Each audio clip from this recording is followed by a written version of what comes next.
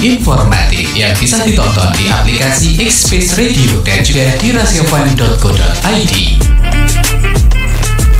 Rasi Radio Inspiratif dan Informatif. Selamat siang Sobat Rasi, ketemu lagi bareng Agus ya. Siang kali ini sesuai dengan janji saya di awal tadi di jam 10 kita bakal ngobrol sehat bareng RSUD Dr. Saidiman Magetan. Kali ini sudah ada yang paling cantik ya kayaknya. Paling cantik ya. Ada dari bagian apoteker ya. Ini ada Mbak Vita Dharma Pertiwi. Ya, halo agak dekat sama mic-nya coba. Enggak gigit kok. Masih dengar atau kurang dengar? Ya sudah. Nah, tentunya untuk kesempatan siang kali ini temanya itu edukasi pasien tentang penggunaan obat yang aman dan juga efektif ya. Kadang juga pasien atau mungkin keluarga yang sakit itu kadang bingung ya. Menggunakan obatnya seperti apa gitu ya kan. Nah tentunya selamat siang untuk semuanya Sahabat Rasi ya. Karena untuk hari ini kita akan membahas mengenai obat ya. Jadi mengenal obat kita Sahabat Rasi bersama narasumber kita yang paling cantik di RSUD Dr. Saidiman Magetan. Ya itu ada Mbak Vita aja gitu ya manggilnya ya. Ya boleh. Mbak aja nggak apa-apa. Mbak aja.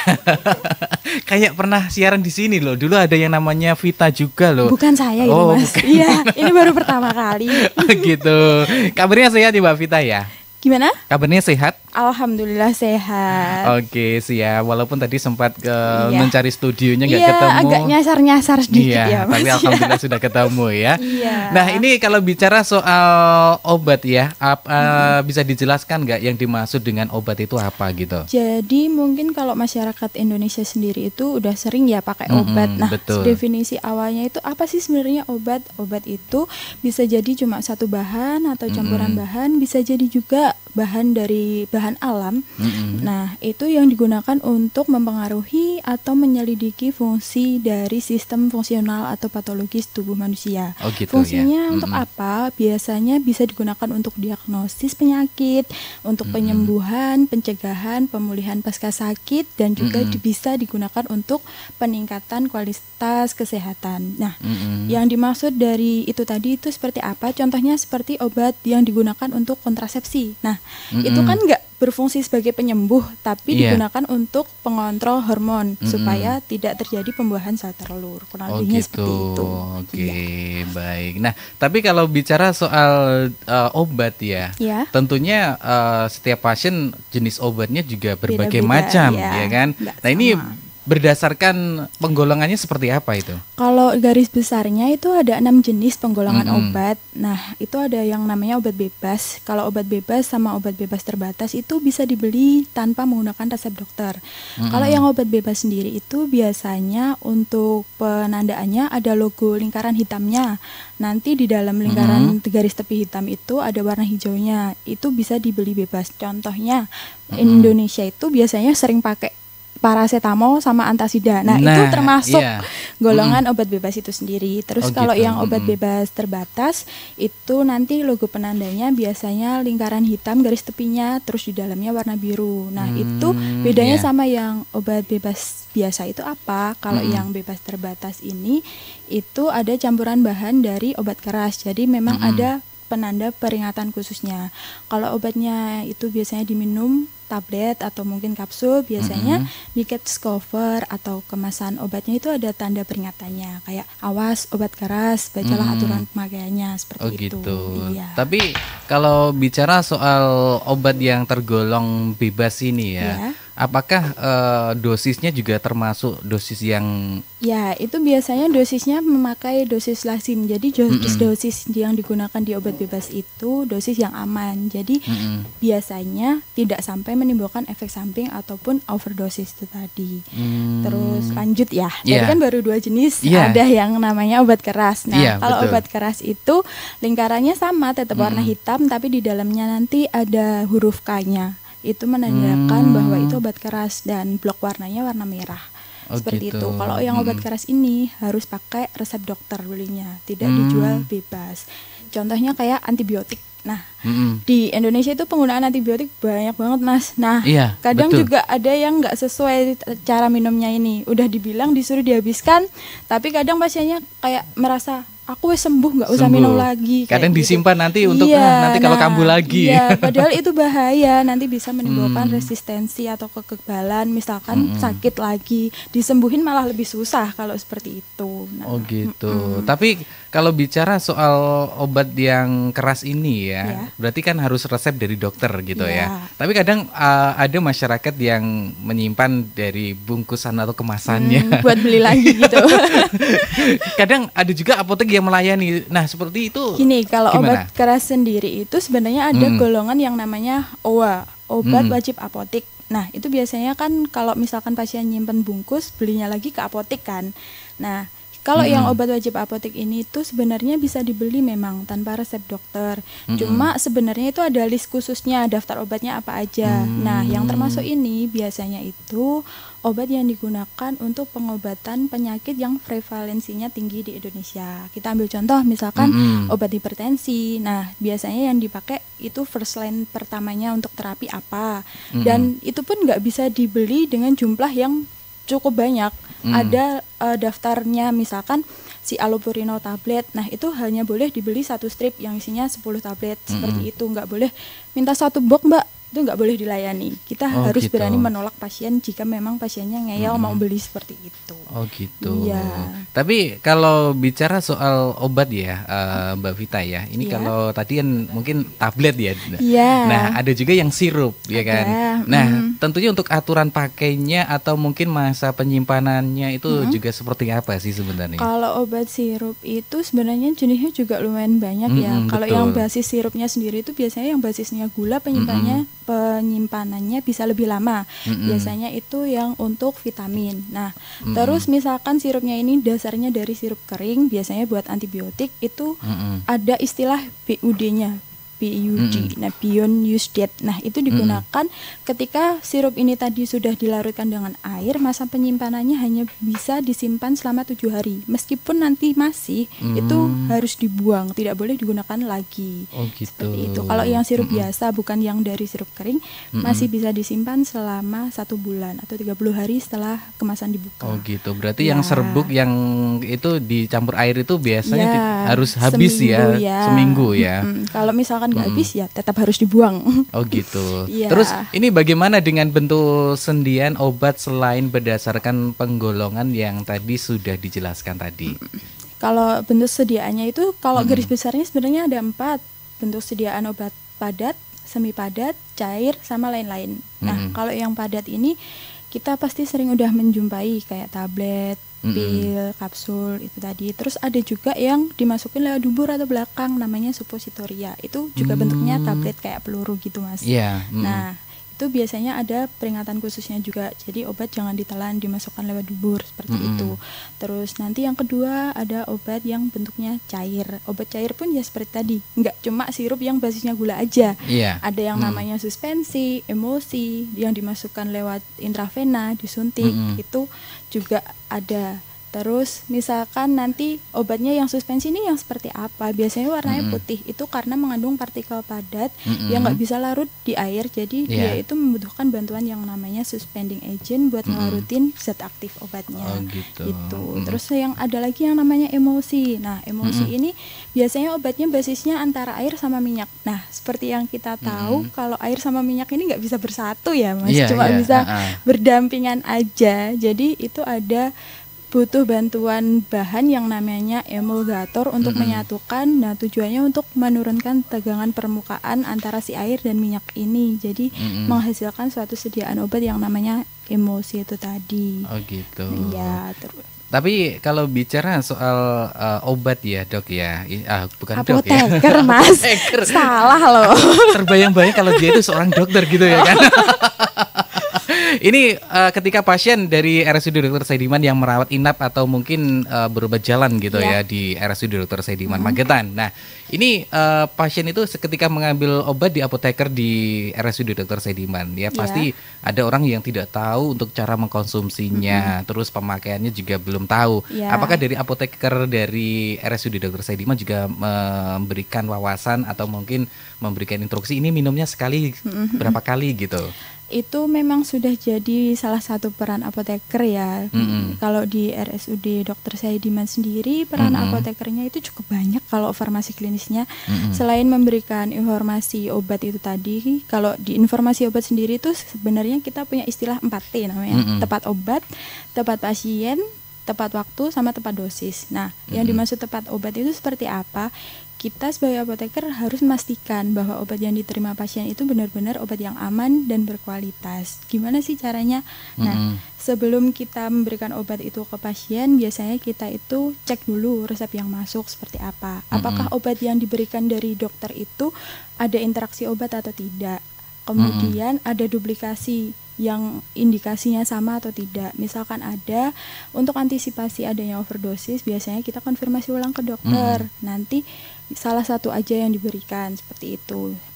Apabila pasiennya memang tidak ada kondisi atau keperluan khusus, memang butuh 2 obat, biasanya seperti itu. Terus misalkan ada interaksi obat A nggak boleh diminum sama obat B nih, karena nanti bisa menimbulkan efek katakanlah mual atau muntah, mungkin bahkan ada yang bisa efeknya sampai kejang. Jadi kita juga harus perlu konfirmasi lagi ke dokternya gitu. Terus untuk yang tepat pasien biasanya dirawat jalan. Itu kan kita langsung melakukan penyerahan langsung ke pasien. Nah, sebelum kita penyerahan obat, kita itu melakukan konfirmasi ulang. Baik dari nama pasiennya, alamat lengkapnya, dari poli mana tadi periksanya. Apabila dari ketiga ini misalkan nih ada yang pasiennya namanya sama persis, alamatnya juga sama. Nah, periksanya kebetulan polinya juga sama ya kan Mas. Nah, itu kita bisa tanya tanggal lahirnya berapa gitu buat konfirmasi. Semisalkan memang ternyata ada yang sama lagi, ya udah kita nanti cek benar-benar alamat lengkapnya mana, terus kita periksa lagi dari pihak polinya, minta nomor rekam medisnya benar atau enggak. Pasti itu yang beda soalnya. Gitu. Oke. Nah, kita kembali lagi mengenai tadi yang disediakan obat-obatan dari apoteker ya, Mbak Vita, yang mengenai tadi juga kapsul, sirup sudah. Nah, seperti injeksi. Nah, ini apakah juga seperti insulin itu ya? Ya, kalau itu biasanya di rawat jalan juga kita konfirmasi dulu ke pasien. Bapak, Ibu udah pernah pakai obat seperti ini atau belum? Misalkan belum, nanti biasanya kita memberikan konseling. Dan konseling ini dilakukan di ruangan tersendiri supaya pasien lain juga tidak terganggu. Dan pasien yang mendapatkan obat ini juga kadang kan ada yang merasa mungkin malu atau canggung ketika kita menjelaskan di depan khalayak umum ya. Jadi ada ruangan konseling tersendiri, nanti kita jelaskan ini cara pakainya bagaimana dari awal sampai akhir. Bahkan kita juga ada kayak alat peraganya gitu. Nanti nusuknya itu gimana, boleh ditusukkan di daerah mana aja. Kalau insulin soalnya hanya tempat-tempat tertentu, nggak di seluruh tubuh bisa disuntikan gitu. Sama nanti kan biasanya ada pengaturan berapa unit seperti itu, nanti kita tunjukkan juga ke pasiennya gimana caranya. Berarti lebih gampang ya sekarang ya, dan lebih praktis kayaknya. Oke, Sahabat Relasi, tentunya yang mau bertanya tentang topik kita atau tema kita untuk kesempatan siang kali ini, yaitu edukasi pasien tentang penggunaan obat yang aman dan efektif. Monggo yang mau bertanya nanti bisa telepon di 0811 30 20 906, dan jangan lupa untuk nonton di visualnya di Express Radio dan juga di rasiafm.co.id, dan juga di Instagramnya Radio Rasi FM. Kita jeda iklan dulu ya Mbak Vita ya. Jadi tetap merapat di acara Ngobrol Bareng RSUD Dr. Saidiman Magetan. Rasi Radio Inspiratif dan Informatif, Sahabat Rasi, kembali lagi di Ngobrol Sehat bareng RSUD Dr. Saidiman Magetan, Sahabat Rasi ya, sama si cantiknya apoteker dari RSUD Dr. Saidiman Magetan ya, ada Mbak Vita. Nah, tadi sempat membicarakan soal mengenal obat ya Mbak Vita ya. Kali ini mengenai edukasi pasien menggunakan obat yang aman dan juga efektif. Nah, tentunya ini edukasi pasien dalam menggunakan obat yang aman dan efektif ya kan. Apa nih peran dari apoteker dalam hal ini? Nah, kalau dari peran apotekernya sendiri sebenarnya tadi kan udah dibahas singkat, melayani pelayanan informasi obat dan edukasi. Selain itu kita juga bisa melakukan pemantauan efek terapi obat atau istilahnya kita singkat PTO. Selain itu juga ada yang namanya MESO, monitoring efek samping obat. Nah, biasanya kalau yang monitoring efek samping obat ini kita gabungkan sama yang namanya rekonsiliasi. Nah, rekonsiliasi ini digunakan untuk menggali informasi dari pasien ataupun keluarga pasien guna mendapatkan informasi terkait pengobatan terdahulu si pasien sebelum masuk rumah sakit. Biasanya ini dilakukan khusus untuk pasien yang dirawat inap. Selain itu biasanya kita itu melakukan visite ke rawat inap itu tadi untuk menanyakan apakah setelah penggunaan obat dari rumah sakit baik yang disuntikan ataupun diminum secara peroral itu ada efek samping yang timbul atau tidak, ada reaksi alergi atau tidak, seperti itu. Nanti misalkan ada timbul ruam atau gatal atau gejala lain, biasanya kita bisa menyampaikan ke dokternya untuk adanya perubahan penggunaan obat ataupun penggantian obat seperti itu supaya pasiennya juga tetap aman dan nyaman saat menggunakan obat. Oh gitu. Iya, untuk pelayanan informasinya sendiri tadi udah disinggung ya, yang buat tepat obat sama tepat pasien. Nah, ada 2 poin lagi itu yang namanya tepat waktu sama tepat dosis. Untuk tepat waktu sendiri kita itu sangat menyarankan kalau misalkan obat itu diminum di waktu yang sama untuk setiap harinya. Tujuannya untuk apa? Supaya obat yang kita minum itu kondisinya di dalam tubuh stabil, nggak naik turun. Nah, contohnya lagi bisa pakai yang obat oral kontrasepsi itu. Karena tujuannya untuk mencegah kehamilan, kita berharapnya obat itu pasti di dalam tubuh kondisinya stabil. Semisal hari ini kita minum jam 7 pagi, diusahakan besok-besoknya juga jam 7 pagi lagi. Jangan misalkan hari ini minumnya jam 7, besok kita minumnya, aduh aku lupa ternyata. Ya udah aku minumnya nanti sore aja. Nah, pasti hormon yang ada di dalam tubuh kita jadinya turun. Nah, itu bisa resiko kehamilannya terjadi di situ. Sedangkan kadang mungkin pasien mikirnya kayak nggak mungkin lah, yang penting saya minumnya di beberapa hari ini sama aja lah, pokoknya per hari tetap minum. Padahal kita itu sudah menjelaskan kalau minum obat kontrasepsi harus di jam yang sama. Selain itu misalkan ada obat yang diminum sehari 3 kali. Nah, itu nggak asal-asalan pagi, sore sama malam atau pagi, siang sama malam, enggak. Kalau bisa di jam yang sama juga.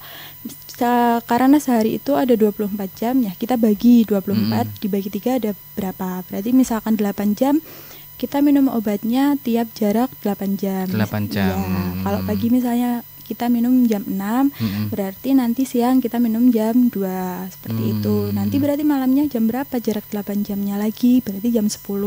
Nah, itu diutamakan lagi diminum di jam-jam yang sama supaya tidak menimbulkan efek overdosis. Misalkan jarak minumnya terlalu dekat, terus misalkan jarak minumnya terlalu jauh, nanti efeknya underdose. Nah, itu apa?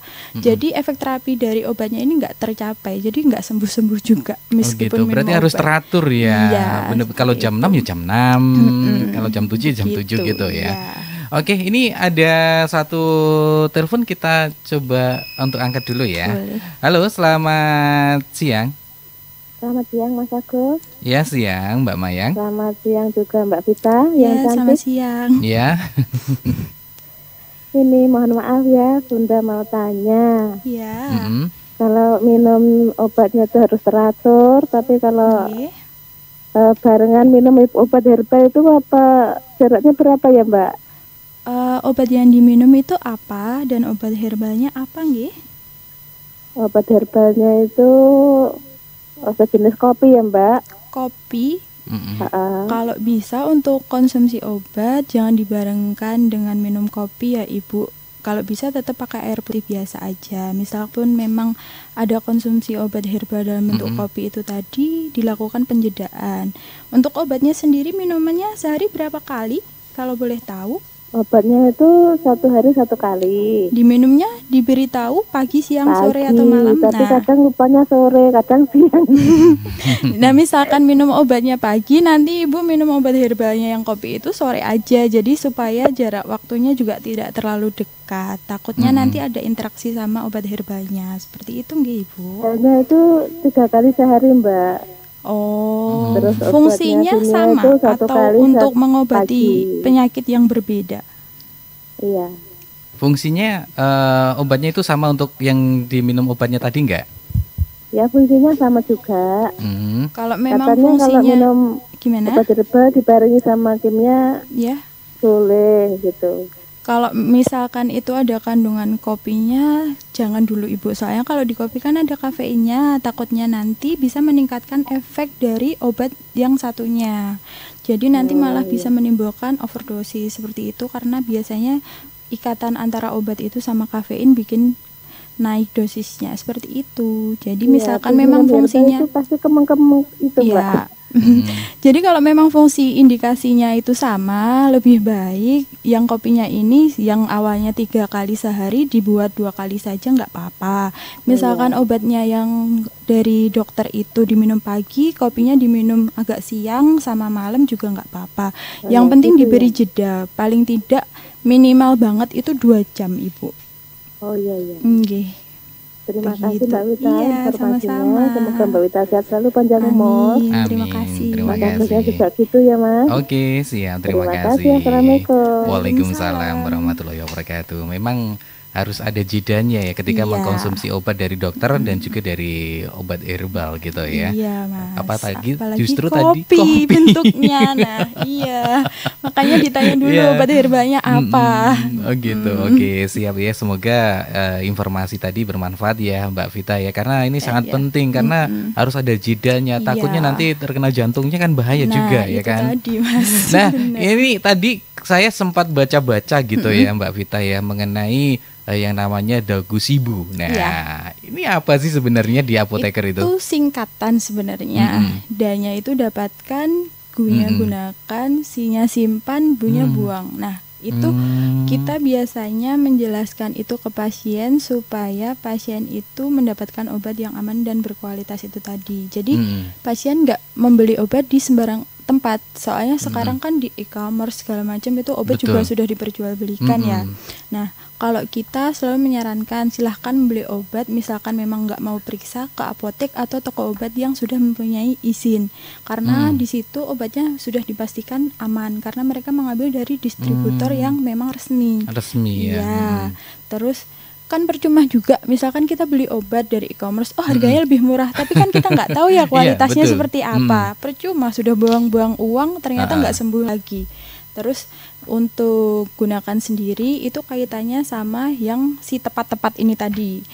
Cara penggunaannya sudah benar apa belum, dosis terapinya yang digunakan sudah benar atau belum, terus kita minum obatnya di jam yang tepat apa belum. Nah, kalau takarannya sendiri, kita sebagai pasien itu jangan merubah, menaik turunkan dosis semau kita sendiri ya. Kadang kan kayak merasa ini badanku udah enakan, ya udah yang tadinya aku minumnya 1 tablet full karena tabletnya ini besar, nelannya susah, ya udahlah tak minum separuh aja, setengahnya aja. Nanti paling efeknya juga sama, terus juga udah mau sembuh. Jangan, apalagi itu obat rutin atau yang sejenis antibiotik itu tadi. Iya, nanti efek terapinya tetap nggak tercapai. Oh gitu.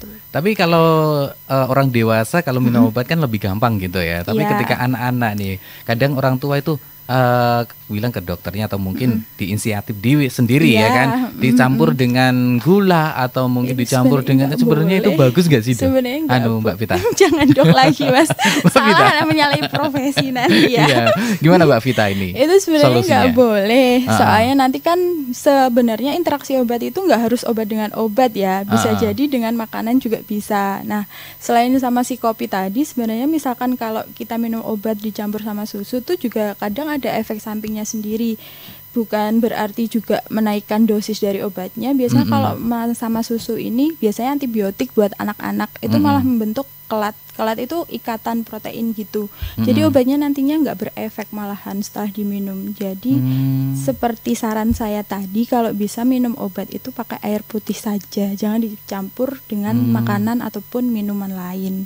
Kecuali memang ada obat khusus biasanya tuh yang buat diare anak saset gitu, namanya Lactobi atau Lactbio. Nah, Elbio atau Lactobi itu biasanya dicampur ke susu nggak apa-apa, soalnya isinya cuma bakteri baik untuk memperbaiki saluran pencernaan seperti itu.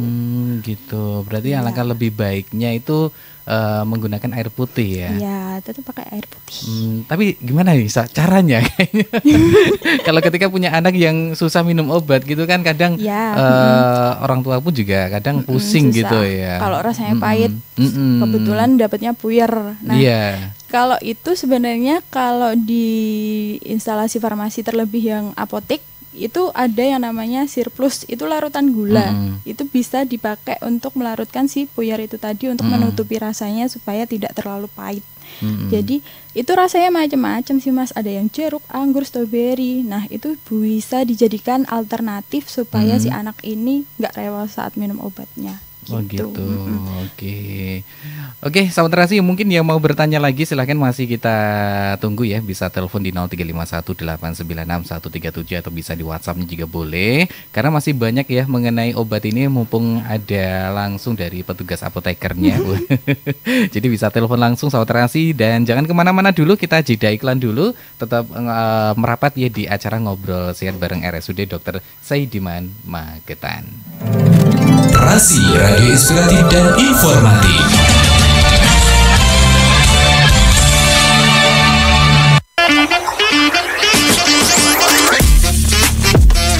Rasi Radio Inspiratif dan Informatif, Saudara Rasi, masih di acara Ngobrol bareng Saudara Rasi dari RSUD Dr. Saidiman Magetan mengenai edukasi tentang penggunaan obat yang aman dan juga efektif bersama apoteker dari RSUD Dr. Saidiman Magetan, yaitu Mbak Vita ya. Ini kalau pakai baju putih sebenarnya cantik kayak dokter ya. Kayaknya setoran fotonya itu ya Mas. Oh gitu. Oke, tak kirain dokter, makanya tadi kalau lihat fotonya ini aku langsung manggil dokter. Mirip gitu ya. Iya. Oke, Mbak Vita, kita kembali lagi ya. Ini mengenai pengelolaan obat dan juga penyimpanan dan juga pembuangan. Ya, biasanya ada pasien yang sudah sembuh ya dok ya, ya kan dokter. Mbak Vita. Ya ini, terus ini gimana cara membuang obat yang sudah tidak terpakai lagi gitu? Sebenarnya untuk cara pembuangannya sendiri itu kalau di kita sendiri itu kalau yang tablet ataupun yang kapsul biasanya kita lepasi dulu dari cangkang kapsulnya, terus yang tablet kita gerus, nanti dilarutin di air, diencerkan, baru dibuang ke saluran air yang lebih deras alirannya. Nah, cuman kalau di masyarakat sendiri supaya gampang biasanya itu dilarutinya pakai pasir kucing itu bisa, terus arang penyerap bisa, langsung dilarutin ke tanah juga bisa. Habis itu baru dilarutin ke air. Cuman kalau dilarutin ke saluran pembuangan air takutnya nanti ada kontaminasi juga. Jadi langkah lebih amannya silahkan dikubur atau ditanam aja seperti itu. Dan misalkan memang ada sisa obat, jangan langsung dibuang jadi satu. Kalau bisa, apalagi kemasannya yang bentuknya botol, tetes kayak gitu, mending lebih baik kalau bungkus kemasannya ini dirusak terlebih dahulu, entah dipecah, misal botolnya dari kaca. Kalau misalkan kayak salep itu dipotong dulu juga nggak apa-apa, untuk mencegah adanya disalahgunakan. Biasanya tuh ada oknum-oknum tertentu yang botol-botolnya ini dicuci nanti dimanfaatkan untuk dikemas ulang atau digunakan sebagai apa seperti betul. itu. Oke. Nah, tapi kalau tadi kan soal pembuangan dari obat yang tidak terpakai lagi ya Mbak Vita ya. Tapi apakah sebenarnya menyimpan obat itu di kulkas itu juga aman sebenarnya? Sebenarnya kalau penyimpanan obat di kulkas itu biasanya kita juga lihat di kemasannya ya. Di kemasan itu biasanya tertera harusnya obat disimpan di suhu berapa. Nah, kalau obat-obat biasa nggak ada ketentuan khususnya, sebenarnya disimpan di suhu ruang aja itu nggak apa-apa. Suhunya sekitar 15 sampai 30 derajat Celcius. Nah, tapi misalkan nanti ada permintaan di kemasan disimpan di suhu yang dingin, biasanya itu suhunya sekitar 2 sampai 8 derajat Celcius. Itu nggak apa-apa disimpan di kulkas. Cuman jangan di freezernya, nanti beku. Oh gitu. Jadi biasanya kalau di kulkas tertentu itu ada tempat khusus buat penyimpanan obat, boleh diletakkan di situ. Atau mungkin memang kalau memang kulkasnya nggak ada tempat penyimpanan obat khususnya, silahkan ditaruh di bawah freezernya. Pokoknya jangan masuk freezer. Kalau nggak gitu di pintu kulkasnya tidak apa-apa. Oh gitu. Sebenarnya kalau saran dari kami ya, untuk penyimpanan obat itu nggak harus masuk kulkas itu tadi. Yang penting obatnya ditempatkan di tempat yang tidak lembab, kering, terus terhindar dari jangkauan anak-anak, sama terhindar dari sinar matahari secara langsung. Soalnya obat-obat tertentu kalau kena sinar matahari itu bisa oksidasi juga, nanti ada perubahan warna, teksturnya, jadi nggak bisa digunakan lagi. Kita ambil contoh misalkan vitamin C. Vitamin C itu kalau kena udara ataupun sinar matahari perubahan warnanya cepat banget. Jadi biasanya mencair, meleleh ataupun berubah menjadi coklat, kecoklatan gitu, seperti ya, itu. Baik. Tapi kalau tadi kan diperbolehkan untuk menyimpan obat di kulkas ya. Apakah ketika kita menggunakan lagi itu harus didiamkan dulu, dikeluarkan dulu baru dikonsumsi atau bisa langsung diminum gitu? Sebenarnya kalau yang obat-obatannya kayak sirup itu mungkin kalau anak-anak justru lebih suka kondisi dingin. Dingin ya. Sebenarnya nggak perlu ditaruh di suhu ruang dulu, langsung diminum nggak apa-apa, tidak ada perubahan atau pengaruh yang signifikan ketika dikonsumsi. Cuma kalau yang kayak insulin itu tadi sebelum digunakan kan harus disimpannya di kulkas. Nah, untuk pemakaian awal kalau si insulin sendiri ini harus didiamkan di suhu ruang. Kalau misal pun tidak didiamkan, biasanya cara cepatnya kayak digosok-gosok di tangan gitu supaya suhunya bisa naik, nggak terlalu dingin. Nanti misalkan suhunya sudah naik, baru bisa digunakan si insulinnya itu sendiri seperti itu. Ya. Tapi ini kita kembali lagi ya. Saya ingin bertanya nih, dalam hati saya ingin bertanya nih. Ketika kita mendapatkan si obat sirup ya, Mbak Vita ya, itu biasanya dikasih sendok ya kan? Ya. Tapi ketika kita mengkonsumsi kedua, sendoknya hilang. Oh iya. Kita ganti dengan sendok makan ya. Apakah itu sama? Sebenarnya itu ada takarannya sendiri ya. Kalau sendok teh itu kan harusnya ukurannya 5 mili. Nah, itu biasanya garisnya di sendok itu udah ada keterangannya. Ada yang langsung 5 mili, ada yang paling bawah itu 2,5 mili atau setengah sendok teh. Nah, semisal pun memang sendoknya nanti hilang, bingung nih mau minum obatnya gimana kan ya Mas? Iya, betul. Sebenarnya kita bisa mengakali juga itu beli alat suntik di apotek juga bisa. Soalnya kan itu ada takaran berapa milinya. Nanti jarumnya yang paling ujung itu dibuang nggak apa-apa. Itu lebih akurat karena ukurannya per garis kan. Semisal tidak pun mau beli sendok obatnya lagi di apotek itu biasanya juga tersedia seperti itu. Atau mungkin punya obat lain yang ada sendoknya dipakai juga nggak apa-apa seperti itu. Cuma kalau yang sendok makan sendiri kadang tuh ukurannya beda-beda ya sendok yang di rumah. Nah, jadi nggak bisa dipakai. Jadi jangan pakai itu. Nanti takutnya dosisnya beda. Takutnya nanti diminumnya. Jadi alangkah lebih baiknya tetap pakai sendok atau mungkin pakai alat suntik itu juga bisa. Kalau biasanya untuk yang anak kecil pakainya pipet. Nah, di pipet itu kan juga ada ukurannya. Jadi misal pun mau beli di apotek sebenarnya itu tersedia daripada menggunakan alat bantu minum di rumah yang nggak ada takarannya. Nanti malah dosisnya terlalu tinggi, bahaya. Terlalu rendah juga nggak tercapai efek terapinya. Betul sekali. Nah, satu pertanyaan lagi ya Mbak Vita ya. Ini bagaimana kalau ketika kita mendapatkan obat atau resep dari dokter, kita lupa nggak minum? Kadang orang tua yang sering seperti ini ya kan. Itu sebenarnya bagaimana? Kalau obat lupa kayak yang sudah disampaikan sebelumnya juga sama tadi Mbak ya. Yang tadi ya. Nah, itu sebenarnya kalau yang obat kontrasepsi ya, apalagi ini, itu kan diminumnya tiap hari atau mungkin ada obat rutin seperti obat tensi. Nah, biasanya harus diminumnya pagi atau mungkin ada obat kolesterol minumnya malam apa sore. Nah, kita itu bisa sebenarnya menyarankan pasang alarm aja nggih Bapak Ibu. Tapi kadang pasiennya juga lupa sampai rumah, jadi nggak ada alarm yang dipasang, besoknya ternyata lupa nggak diminum lagi. Nah, jadi langkah amannya sebenarnya kita pasang alarm buat jam minum obatnya. Jadi supaya diminumnya tetap di jam-jam yang sama seperti itu. Semisal hari ini lupa. Nah, ini khusus yang buat kontrasepsi dulu. Kalau misalkan hari ini lupa, besok ingat, misal hari ini minumnya jam 7 pagi, besok atau nanti sore ingat. Nah, besok paginya ini belum sampai jam 7 lah, katakanlah. Misalkan masih sebelum 24 jam, itu masih bisa diminum 2 langsung tabletnya. Untuk ngejar dosis yang sebelumnya supaya hormonnya tetap stabil. Tapi misalkan sudah lebih dari 24 jam, silahkan dosis sebelumnya yang lupa tadi nggak usah diminum, dibuang saja nggak apa-apa. Ini untuk yang kontrasepsi. Terus kalau yang obat biasa, misal pun lupanya masih dalam jangka waktu 1 atau 2 jam, masih diminum tidak apa-apa. Tapi nanti misalkan ini udah lebih dari 1 atau 2 jam, tidak perlu di double dosisnya. Nanti bisa timbul overdosis karena dosisnya terlalu banyak. Apalagi obatnya. Kalau minumnya 3 kali, siangnya paginya diminum, ya minum yang tadi siang aja gitu ya. Gitu. Misalkan ingat ingatnya harusnya minumnya jam 2 siang. Nah, yang pagi belum diminum ingatnya jam 1. Otomatis nanti numpuk di jam 2 minumnya. Karena obat yang pertama belum selesai diabsorpsi tubuh, belum selesai di metabolisme, belum dikeluarkan, kita minum obat lagi. Jadi numpuk di tubuh, nanti bisa timbul efek overdosis itu tadi sendiri. Gitu, siap. Ini waktunya tinggal beberapa menit saja. Mungkin Mbak Vita ada pesen nggak sih? Ada titipan. Iya, apaan tuh? Ada titipan. Kayaknya sebelumnya juga apotekernya sudah menyampaikan bahwa di Rumah Sakit Dr. Saidiman itu melayani pengantaran obat via pos. Nah, keren ini ya. Iya, itu nanti kita itu punya kabarnya ini ya. Iya. Kita itu punya sistem yang namanya si Laksmana. Nah, ini buat konsultasi obat. Sistem layanan konseling dan monitoring penggunaan obat. Nanti misalkan ada penggunaan obat baru atau kita bingung cara penggunaannya bagaimana, belum pernah memakai obat tersebut, silahkan bisa WA di nomor yang tertera di sini atau mungkin dibacakan. Iya, boleh.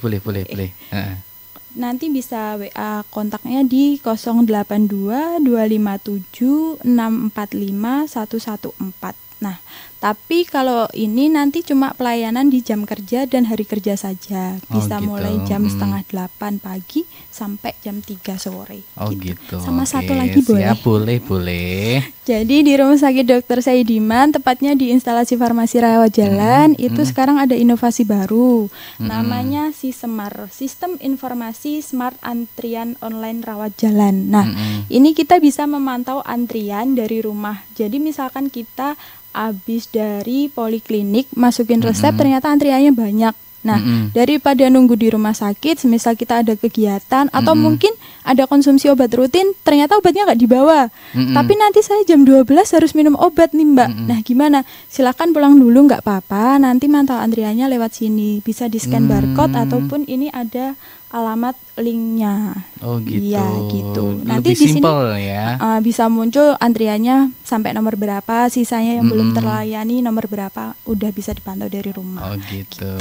Siap. Wah, ini informasi yang sangat kita dapatkan luar biasa ya mengenai obat ini, Sahabat Terasi. Akhirnya kita bisa mendapatkan, ternyata kita nggak usah nunggu lama-lama nunggu obat di apoteker di RSUD Dr. Saidiman Magetan ya. Kita bisa melihatnya semuanya, Sahabat Terasi. Oke, kita tuntaskan ya. Terima kasih untuk Mbak Vita dari apoteker RSUD Dr. Saidiman Magetan yang sudah memberikan edukasi pasien tentang penggunaan obat yang aman dan juga efektif.